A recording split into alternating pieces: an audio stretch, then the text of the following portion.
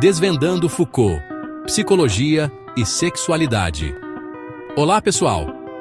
Hoje vamos explorar a análise de Michel Foucault sobre a história da sexualidade.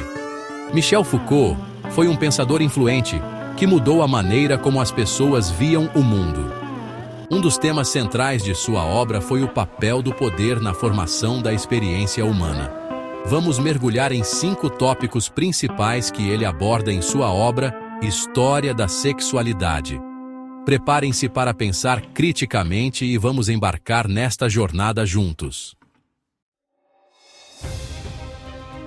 A ideia dominante no século XX, em grande parte graças a Freud, era que a era vitoriana havia reprimido a sexualidade.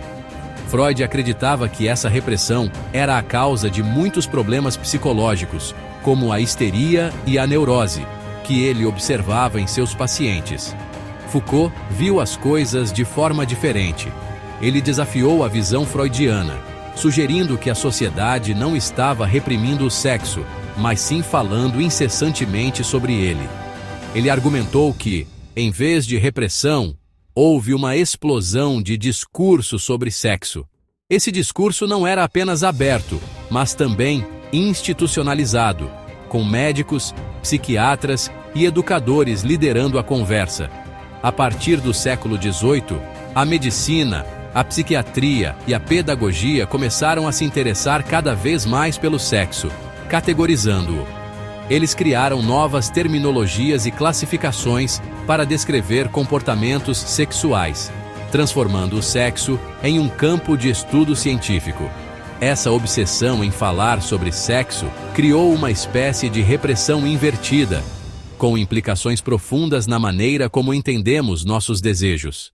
Em vez de silenciar o sexo, a sociedade o colocou sob um microscópio, analisando e dissecando cada aspecto dele. Foucault introduz o conceito de dispositivo de sexualidade para explicar como o poder opera em relação ao sexo e à sociedade. Ele argumenta que o poder não é apenas repressivo, mas também produtivo. O poder molda nossos desejos, identidades e comportamentos. Instituições como a família, a igreja e a medicina criam normas e expectativas em torno da sexualidade. Essas normas são construídas historicamente e servem para manter certas estruturas de poder. Foucault argumenta que, a partir do século XVIII, surge uma nova forma de poder: o biopoder. Este conceito revolucionário mudou a maneira como entendemos a relação entre o Estado e os indivíduos. O biopoder se concentra na gestão e controle da vida, da população. Ele envolve práticas e políticas que visam regular a saúde, a reprodução e o comportamento das pessoas. O Estado regula a reprodução, a saúde e a moral sexual da população. Instituições governamentais e médicas desempenham papéis cruciais nesse processo. Campanhas de controle de natalidade, educação sexual e leis de casamento são formas de biopoder em ação. Essas medidas moldam a maneira como vivemos e nos relacionamos. O biopoder não opera apenas por meio da coerção, mas também por meio da sedução. Ele utiliza a mídia e a cultura popular para influenciar comportamentos e atitudes. Somos incentivados a nos conformar com certas normas sexuais em nome da nossa própria felicidade e bem-estar. Através dessas normas, o biopoder se infiltra em nossas vidas cotidianas, moldando nossas escolhas e desejos. Foucault traça uma genealogia da confissão, mostrando como essa prática se torna importante no domínio da sexualidade a partir do século XIX. A psiquiatria encorajava os pacientes a confessarem seus desejos e pensamentos mais íntimos. Essa prática de confessar teve um impacto profundo na maneira como entendemos nossa própria sexualidade. Antes do século XIX, as pessoas não se definiam primariamente por sua sexualidade.